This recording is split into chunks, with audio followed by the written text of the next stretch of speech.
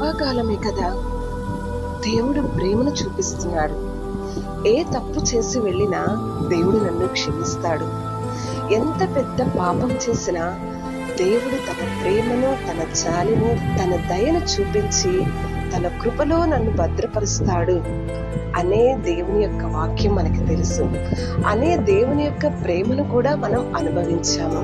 క్షమాపణ ఇంట్లో కానీ, సమాజంలో కానీ, ప్రపంచంలో కానీ ఎక్కడా దొరకదు. కానీ దేవుని దగ్గర మాత్రమే దొరుకుతుంది. ఎప్పుడు కూడా దేవుని ప్రేమను తలుచుకుంటూ దేవుణ్ణి స్తుతించటం మంచిదే. కానీ దేవుని ప్రేమ ఎంత లోతైనదో దేవుని కోపం కూడా అంత భయంకరమైనది. చుట్టూ ఈ మధ్య జరుగుతున్న దృశ్యాలను బట్టి ఆ విషయాన్ని మనం తెలుసుకోగలం. దేవుణ్ణి పక్కన పెట్టి మన ఆలోచన గొప్పది అని ఎక్కడైతే మానవుని ఆలోచన హెచ్చించబడుతుందో అక్కడ ప్రతి చోట కూడా దేవుని యొక్క ఉగ్రత కుమ్మరించినట్లుగా మనం బైబిల్లో చూస్తాము. కానీ ఈ మధ్య మన చుట్టూ ఉన్న పరిస్థితులు ఎంత భయంకరంగా దేవుడు తన కోపాన్ని ప్రకృతి ద్వారా చూపిస్తున్నాడు అంటే, ఎక్కడ చూసినా కారు చిచ్చు వచ్చి అన్నీ తగలబడిపోతున్నాయి చూస్తున్నాము. వరదలు వచ్చి అన్ని కొట్టుకుపోతున్నట్లుగా చూస్తా ఉన్నాము. ఎండలు కురిసి భయంకరమైన ఎండలతో రోడ్డులు కరిగిపోవటం, వస్తువులన్నీ కూడా కరిగిపోవటం మనం చూస్తా ఉన్నాము. వడగండ్ల వర్షం వచ్చి కారులు సైతం పగిలిపోవటం మనం చూస్తా ఉన్నాము. మానవుడు చేసిన సృష్టి మానవునికి ఎదురు తిరిగి మానవుణ్ణి నాశనం చేసినట్లుగా మనం చూస్తా ఉన్నాము. చూడండి, దేవుడు ఎక్కడైతే తన నామాన్ని హెచ్చించాలనుకుంటాడో, ఎక్కడైతే తనని అవమానపరుస్తున్నారు ఈ ప్రజలు అనుకుంటాడో అప్పుడే తన కోపాన్ని కుమ్మరించినట్లుగా బైబిల్లో చూస్తున్నాము. బైబిల్లో విన్నాము, బైబిల్లో చదువుకున్నాము, నమ్మాము.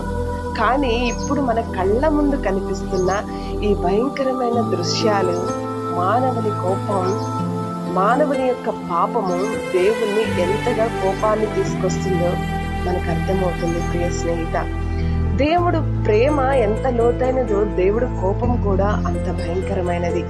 దేవుడు కృపాకాలమే కదా, నన్ను క్షమించేస్తాడులే అని ప్రతిసారి కూడా చేసిన తప్పు అంటే కుక్క తన వాంతికి కక్కినట్లుగా మరలా వెళ్ళి దాని వైపు చూసినట్లయితే దేవుడు ఇక్కడ క్షమించుకున్న ప్రతి దానికి లెక్క అప్పచెప్పవలసిన దినం ఒకటి ఉన్నది. ఎంత భయంకరమైన పాపం చేసినా దేవుడు మళ్ళీ క్షమిస్తాడులే, మళ్ళీ క్షమిస్తాడులే, మళ్ళీ క్షమిస్తాడులే అంటూ ఆయన ప్రేమను అలసిగా తీసుకుంటే ఆయన కోపానికి గురి కావాల్సి వస్తుంది.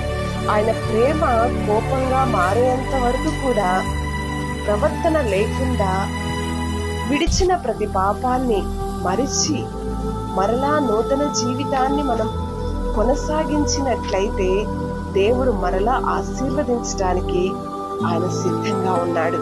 ఎందుకు అంటే విన్న వాక్యానికి ప్రతిదానికి లెక్క చెప్పవలసిన అవసరం ఉన్న ఒక దినము.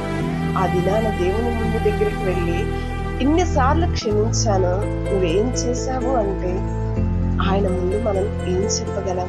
కాబట్టి ఇచ్చిన సమయాన్ని, ఇచ్చిన క్షమాపణని, దేవుని ప్రేమని అలసిగా తీసుకోకుండా దేవుడు క్షమించి ఆ పాప పరిహారార్థంగా ఆయన బలి అర్పించాడు. కాబట్టి ఆయన మరణం ద్వారా మనం పరలోకానికి వెళతాము. కాబట్టి ఒకానొక దినంలో ఆయనకు లెక్క అప్పచెప్పాలి. కాబట్టి ఆయన ప్రేమను, ఆయన జాలిని, ఆయన కృపను దేవుడు వెక్కిరించగలడు.